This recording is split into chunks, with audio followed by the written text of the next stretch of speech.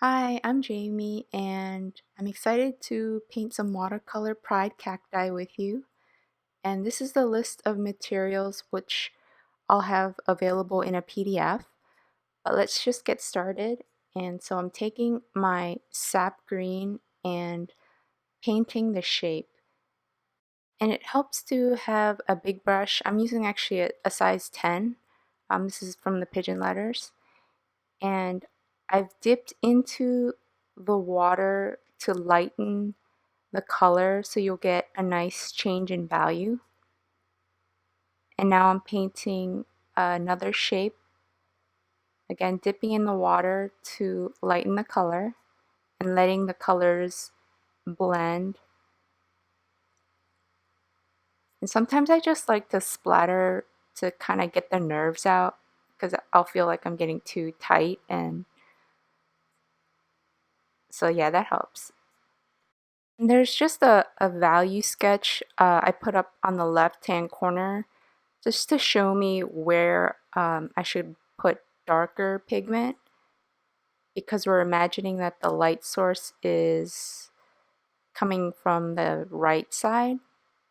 So everything towards the left of your cactus will be slightly darker because it's in shadow. And I'm just adding darker color to where the shapes connect. And that visually helps to see the different parts.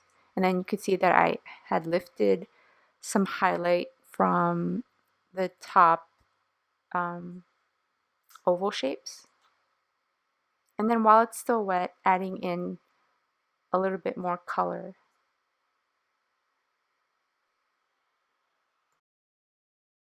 And now I've just rinsed off my brush so we can work on our next cactus. And this is like a deep green color. You can use any color, just make sure it's a little different to give some variety. And I like to start with the outer edge and then lighten the color with some water and kind of blend downwards to create the shape.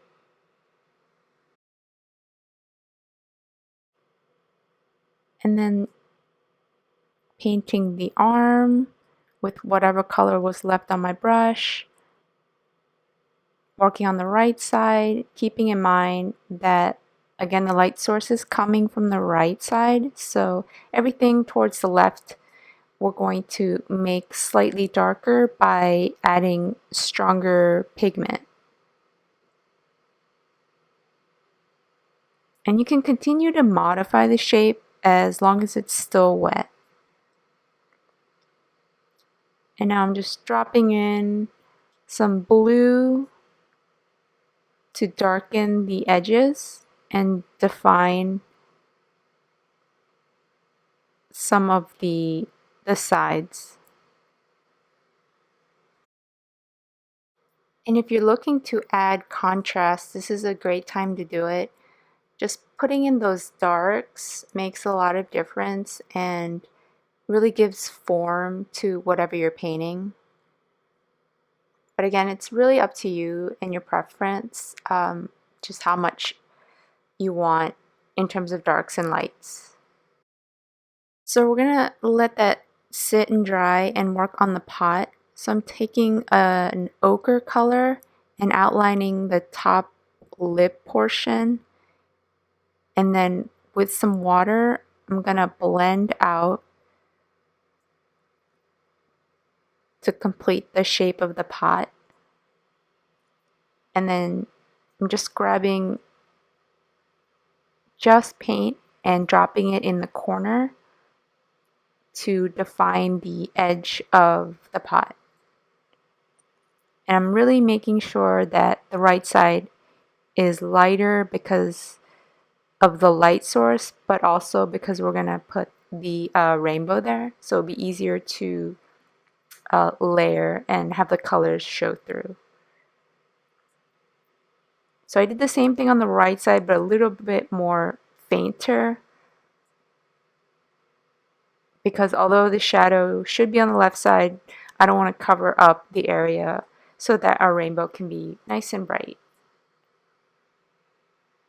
And then I'm just outlining the outer edge of the pot and then dropping in clean water where the dirt will go.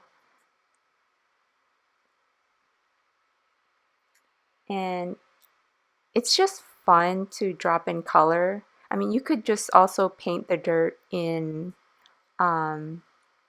dry surface, but doing it this way, you get a little bit more spontaneity and some mixes that you wouldn't have otherwise gotten. So really just try it. If you like it, great. If you don't, then you don't have to.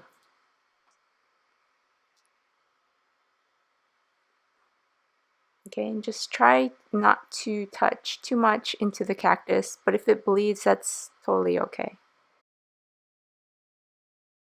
And you can actually just mix your ochre with some blue and red to get this dirt color if you don't have a brown. Because if you mix your primaries, you get a sort of like a mud color. Yeah, so just limiting your palette actually helps in making everything a little bit more cohesive, and you get to work on your color theory. All right, so now I've switched to my number 4 size brush to paint the flowers. So really simple, just these are just dash marks that form a V shape because it's like we're just looking at it from the side. And for this flower, we can try to imagine it like we're looking down on it, so we'll see part of the inside. So I'm reserving the center so that we can paint it later with a darker color to show the interior of the flower. I'm just checking if these guys are dry. I think they might be. And so I'm adding little spikes, same brush, and just kind of poking them out in places randomly.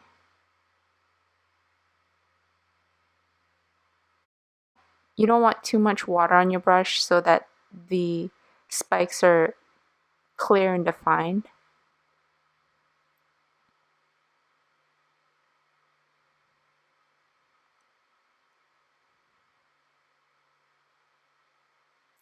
And I'm noticing that it dried a little bit lighter than I thought it would, so I'm just adding a little bit more darker color on the left side. And it's, again, it helps show the shape and where the shadows are. But if your cactus looks fine, you can skip this step.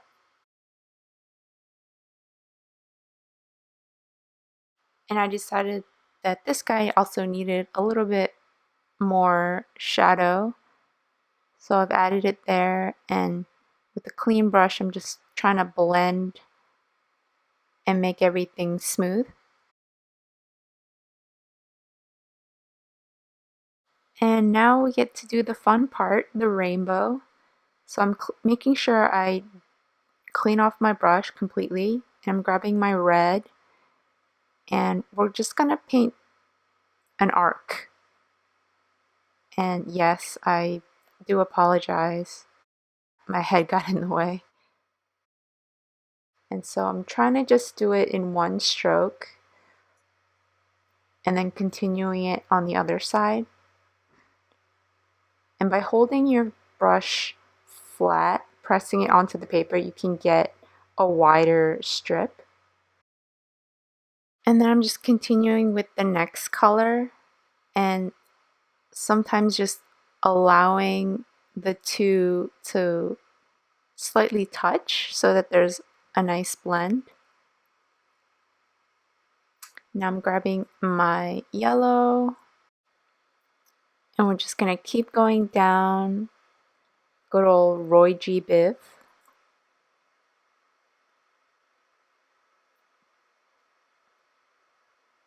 And I'm just making sure that each time I pick up a new color that my brush is completely clean.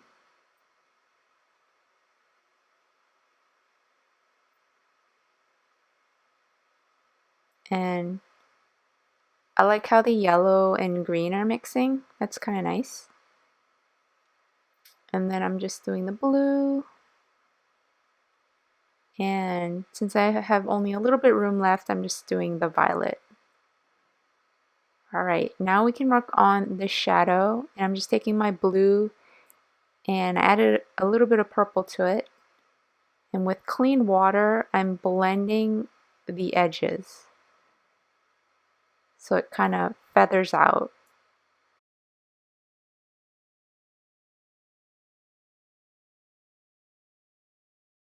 And now we can go ahead and add a little bit more personality with some more detail work. And I'm adding just dots on this guy and placing them in a way that shows that it's a rounded form. So the dots are kind of staggered instead of painting them in a straight line. And it'll give them that kind of 3D look. And for the saguaro, I'm painting broken vertical lines that kind of differ in width, and for the arms kind of following the curve again to give it that form. And yep, I'm sorry. So I'm just showing a better close-up. And again, it's the same principle where I'm just using paint, very little water to make those spikes. And some of them, and I'm varying the placement where some of them are on the edge and others are more towards the center. And now I'm just adding a little bit more contrast by adding a little bit of darkness to the underside of the pot.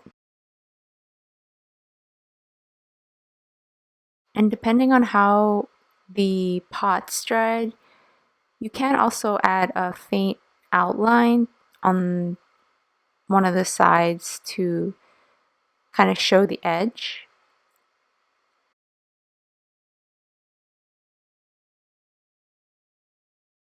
And we can add some finishing details. You can grab any white pen that you have, either a gel pen or I'm using a Posca pen. You can also use white gouache. And I'm just placing white dots on top of the darker dots that we painted earlier. And this will also give them a little bit of depth. And then in the shadow area of our saguaro, I'm just adding those vertical broken lines.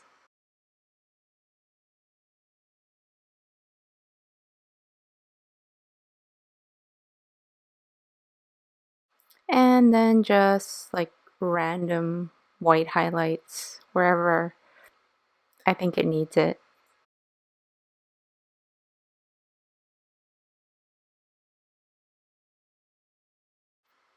And then we can go ahead and paint the interior of our flower and add some shadow. So I'm just taking my red and finding the edge of the flowers. And lastly, our fun splatter. So I just took some paint and I'm tapping my brush all around the paper. And I just like to do it because I feel like it gives it a little bit more energy, and you can just erase any pencil lines you have and you have your watercolor pride cacti. So thanks for painting with me. Hope you had fun. Bye.